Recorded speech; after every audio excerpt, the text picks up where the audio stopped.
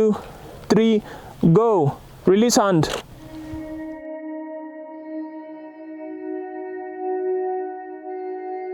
One, 2, 3, go. Release your hand. What's up guys, my name is Alewa Shiondu. I'm the lead photographer at Alewa Photography.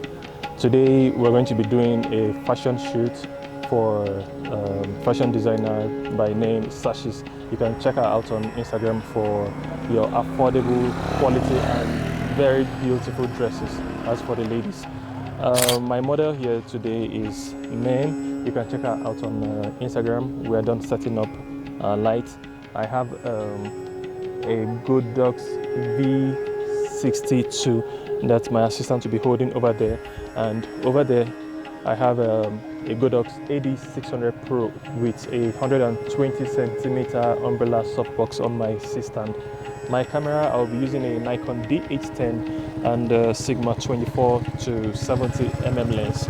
I have a Godox X2T trigger for my camera. By the way, this is 1,600 meters above sea level, and we are inside the clouds already at this location. So it's always changing from one mountain to another. This is a different mountain. Possibly the clouds must have moved to another mountain. I was much interested in the cloud that had formed around this vicinity, but it has gone off now. So I think I've gotten some pictures here. Let's check out and see what I achieved so far.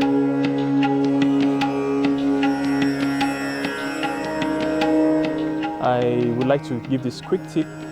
Actually, when you want to shoot a model, or let me put it that, when I want to shoot a model, I always want to set my lights using my assistant so that I don't get my model kind of exhausted whenever I bring he or her under my light, and then I'm like trying to struggle between my shutter speed, my aperture, my light power, you know. So I always want to use somebody to model my lamp on and be sure that, okay, I've gotten the correct light setup, you know, so that I don't get to exhaust my model whenever he or she comes up, you know, to shoot. It makes you look professional. It makes you look like you know what you are really doing. It builds confidence between you and your model or your client, you know. So you go straight.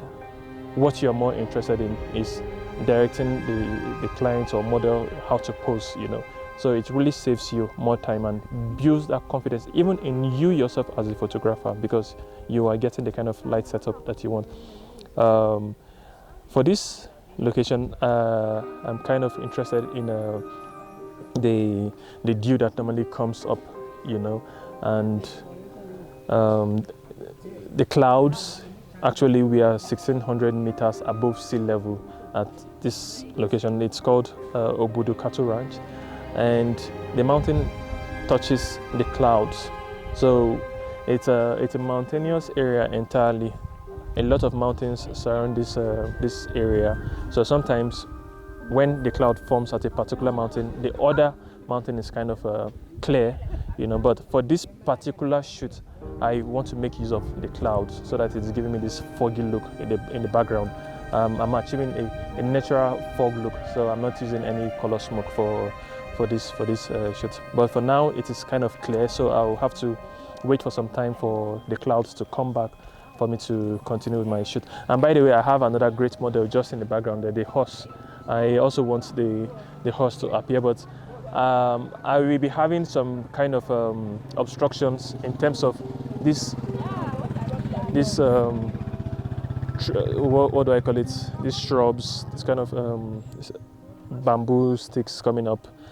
It's going to serve as it will be an obstruction actually. So I don't know whether you will find the picture interesting, but actually this is just the place that I want. I don't want any of the houses in the background to appear. I just want the nature to be in my frame, you know. So I'll just try to see how I will tweak around with the small trees, you know, that we have here in the foreground. So let's see how we shoot. You are doing well so far. Thank you. So don't smile when you throw it. Release your hand. The weather is very good down. The dew is far behind. It has cleared in front of you. All right. 1, 2, 3, go. Let's do it again. 1, 2, 3, go.